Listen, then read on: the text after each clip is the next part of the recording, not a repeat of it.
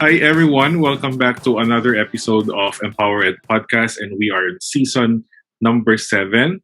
And the theme that we are going through right now is entitled "What We Have Learned." We are more than a year into the pandemic, and we want to reflect with special guests, experts in the education field, and see how specifically the Philippine education system has adopted or has learned things about the pandemic. So, with me right now is a very special guest. She is Sister Felicitas Bernardo. I hear people call her as Sister Feli, Sister Tas. Most of the time, I hear her being called Sister Tas. She is the Dean of the Graduate School of Education at St. Paul University, Manila. And I have a pleasure of working with her. She is the chairman of the National Basic Education Commission of SEA, Catholic Educational Association of the Philippines. Hi, Sister Feli, or Sister Tas. Hi, good morning. All right. So Sister Tas is here with us. She has a very impressive, excellent track record of being a school leader.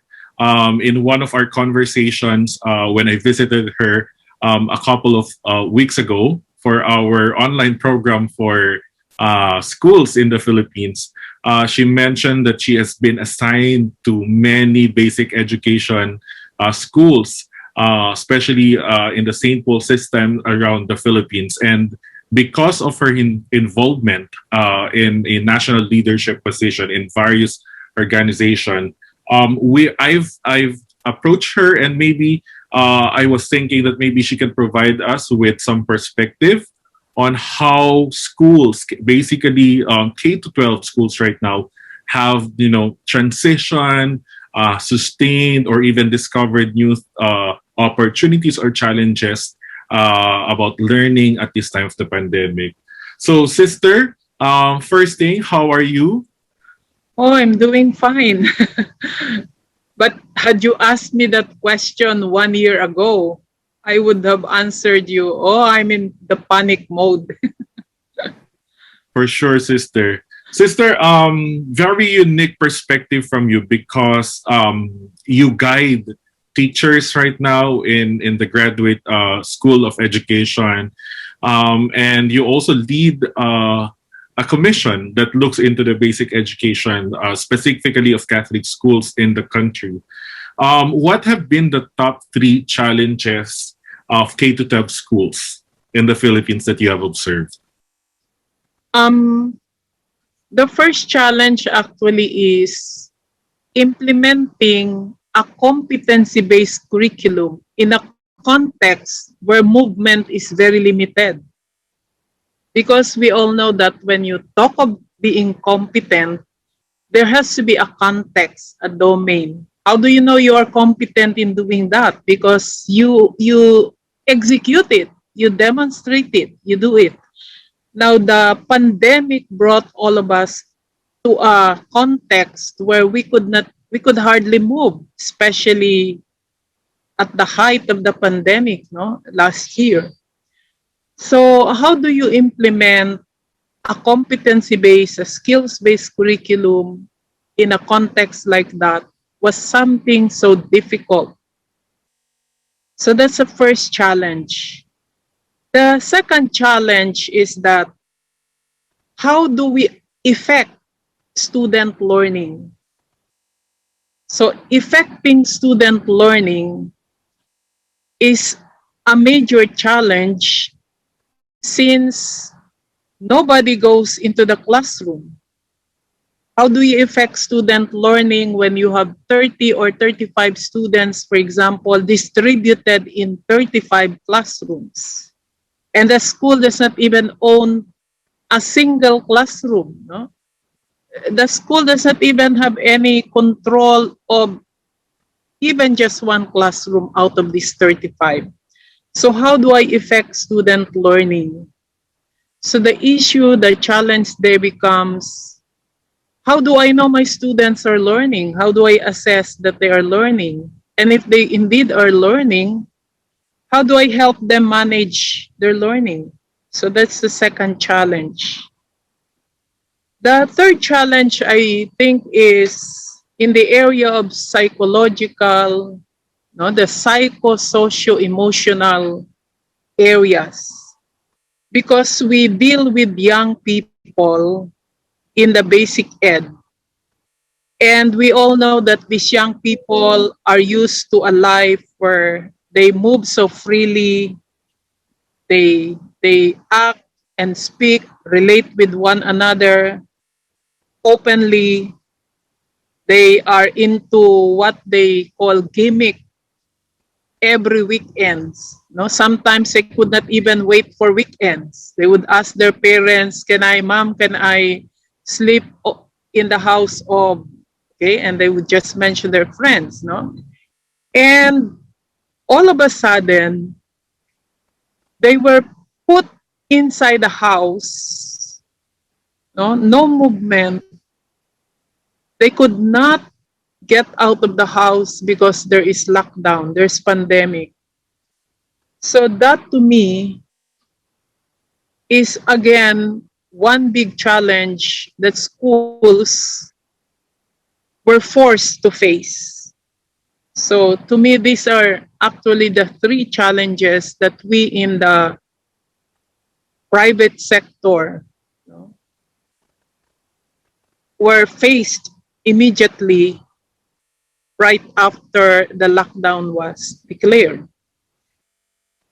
As we all know, there was this point when we were put in a more relaxed mode few months ago. But with the increase again of the number of new cases these past weeks, so there was again the sudden closure of the small pathway that was open to the young. So they could no longer again get out of their house. So you see, when you are moving freely and all of a sudden you are put in a highly enclosed context, that creates a psychological problem. No? No wonder then that a lot of our young people now are experiencing, well, problems in terms of mental health and well-being. They are highly sociable persons, and all of a sudden, that opportunity to grow socially was cut. Okay, they used to express their emotions with their friends, and all of a sudden, that opportunity to grow emotionally with others was, so to say, put to end. So this is the third challenge that I see. Sister, I want to pick two things, especially because it's a recurring challenge. I've interviewed other guests for season 7, and it's the constant challenge with assessing student learning right now. We have how many series do we have? A 6 webinar series, online training for teachers right now, and this has been the problem. Well, a challenge that we're looking into. The other one is the social, emotional, or psychosocial development of the young kids right now, or the youth. So let's go first to the assessment, sister. In terms of competence base, we want to see the students, demonstrate that they have mastered, the skills. How are schools addressing this, gap in terms of assessment? Uh, First, Jim, I think let's accept it that at the beginning of the pandemic, most of us panicked, and we just simply wanted to come up with printed materials and release it to the students. And after a week or two, you send somebody from your school to retrieve the work of the students, and at the same time release the second set of materials that they're going to work through. So you really don't know who is working on those materials. Because one thing that we missed, I think, at the beginning was orienting the parents. We just simply were after releasing the materials. We just wanted to open classes, okay?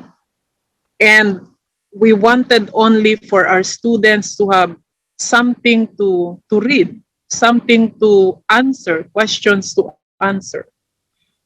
And we all know that that thing produced a lot of problems also, because many of the yayas and the parents and the elder brothers and sisters of the students are the ones doing the answering of the assignment, no? And these people are also not, were never seated in the classroom before, so they're not, so they're not really familiar. They don't know the content of the activities they were answering.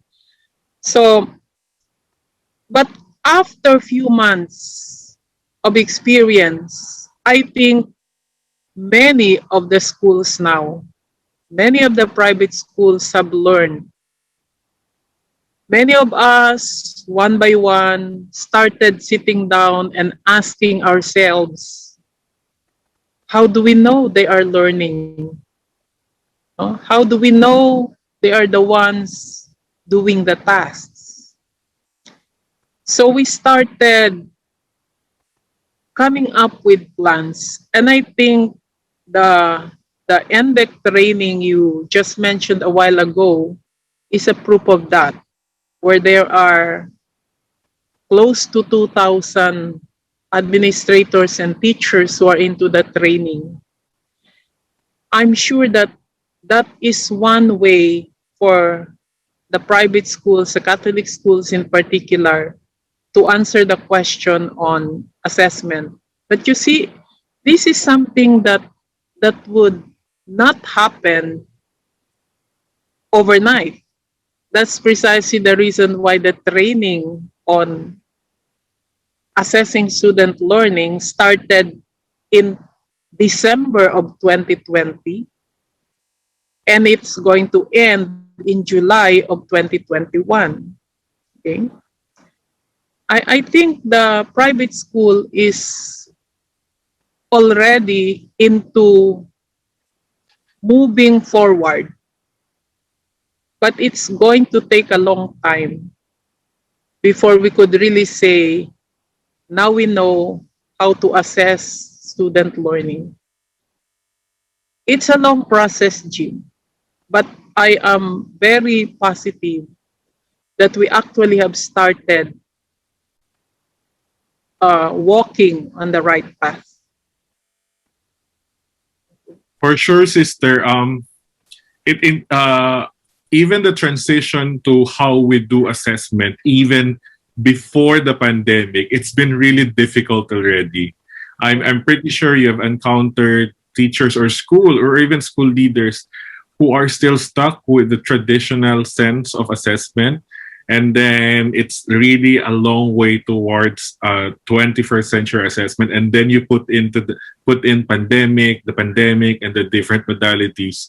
It's really a long process. Like you said, it involves changing mindset, perspective on the way we understand assessment of student learning. So I pretty much agree with that, Sister Tass. And thank God for the series that we are doing right now. It's very interesting because when I was discussing, especially with the school leaders, there were a lot of sincerity and honesty, and I think that was the first step. Like really the first step is to acknowledge what we need to improve on, and really, like what you've said, sit down, let's reflect together. So thank you for that wisdom, Sister Tass.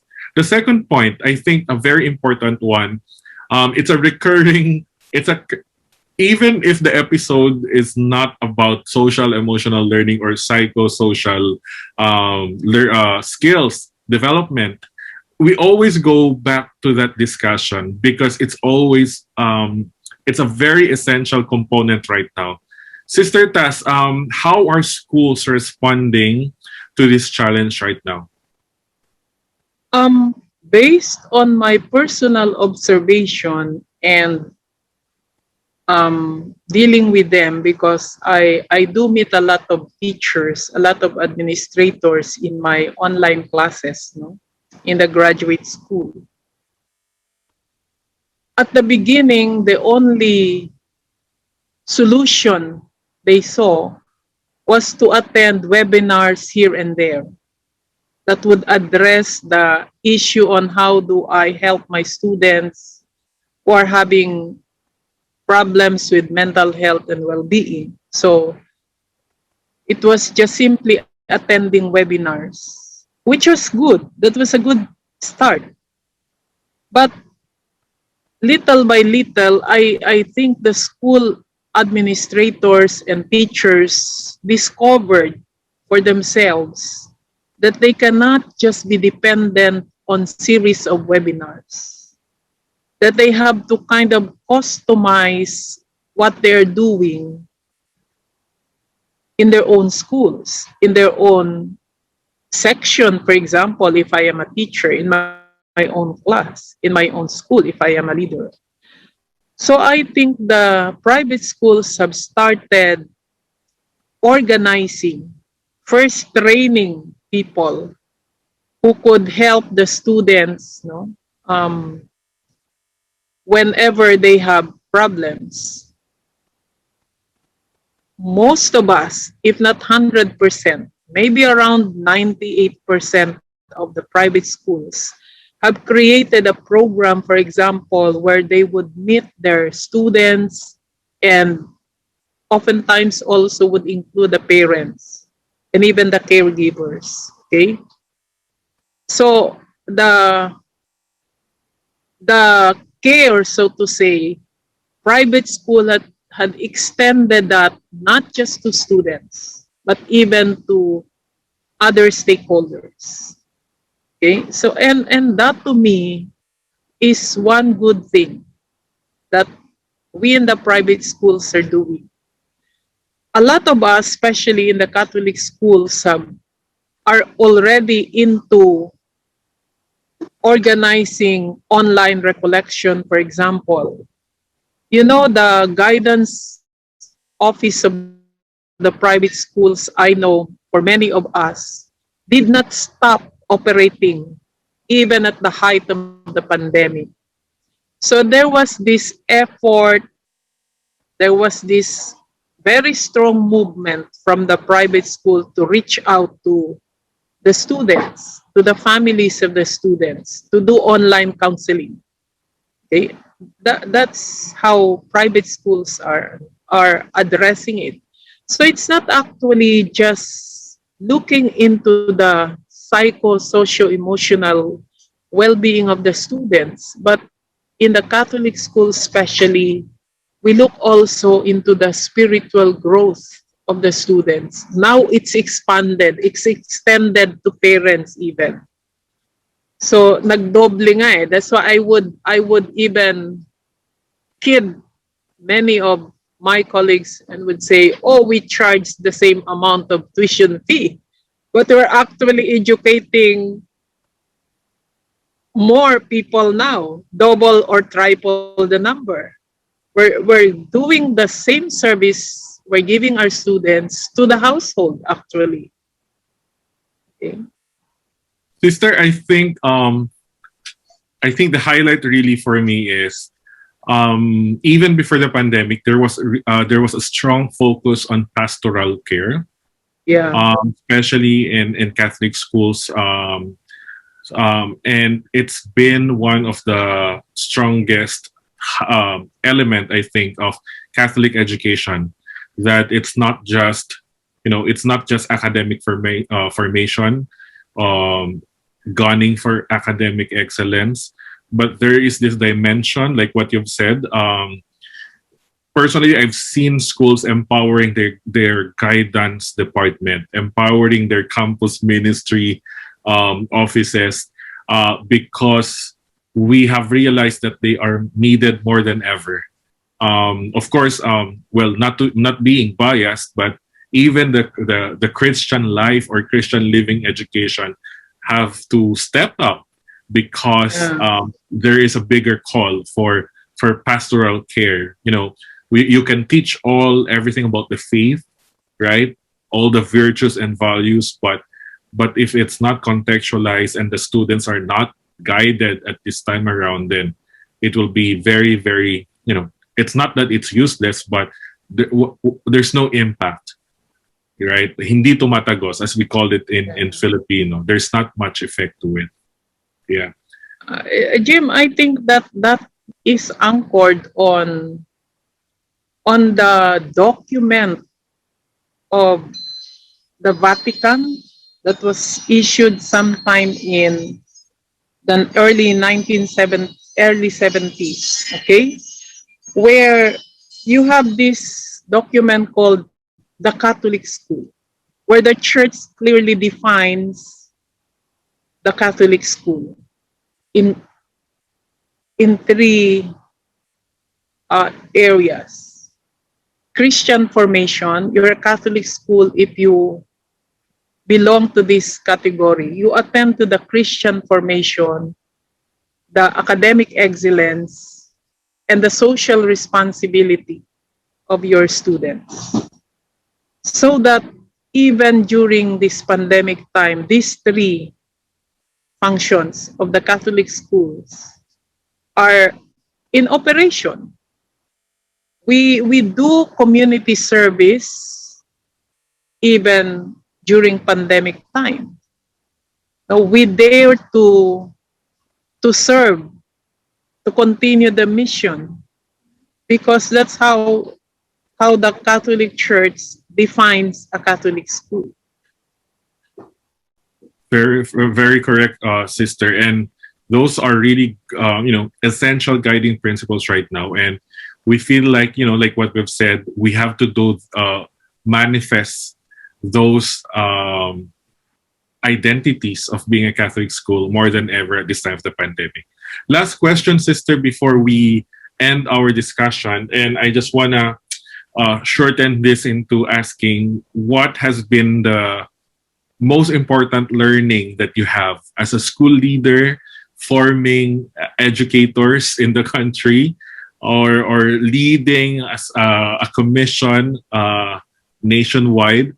What has been that most important, most essential learning that you had?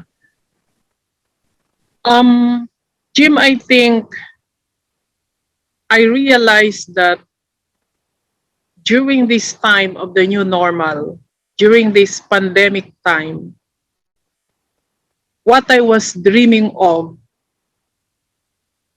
during the new normal is happening right now in the context we're in. Because in the old normal, I used to advocate for schools not being selfish, but being in union with other schools, helping other schools, so that you are not the only one moving forward or surviving, but beside you are all the other Catholic schools. And it was so difficult to do that in the old normal. In the new normal, and hopefully this will continue even in the next new normal, we suddenly became caring. We suddenly became selfless. We suddenly became so considerate of others. Okay? That's one good thing that we are experiencing right now in the new normal. That we started with so many difficulties and challenges, but we're ending, hopefully, as one nation working together. Because the pandemic maybe push us how to be caring, not just on ourselves, on our own people in our own turf, but even with other schools. So we don't look at other schools now as our competitors. We look at other schools now as our friends in the journey. To me, that's one good thing, Jim. That is becoming clearer and clearer every day during this pandemic time. Definitely, sister, because at the time of the pandemic, we have to be united. We need to be, like what they've said, we need to be united together to be as one, because only then that we could show strength and face the whole pandemic. Sister, it's a pleasure. It's really an honor that you joined us in our podcast, and we thank you for taking time off. I know that you're very busy leading different organizations, schools, and even commissions. So it's an honor to be here. To have you here. We hope that you will join us again as we continue to dig deeper and try to further make sense of how we can emerge better as an education system at the time of the pandemic. So thank you, Sister Taz. Thank you to our Welcome. audience. Thank you to our audience also who have been supporting us. It's our 7th season and you're still with us. So we're very much honored and we hope to see you in the next episode. Goodbye, Sister Taz. Bye, Bye. everyone.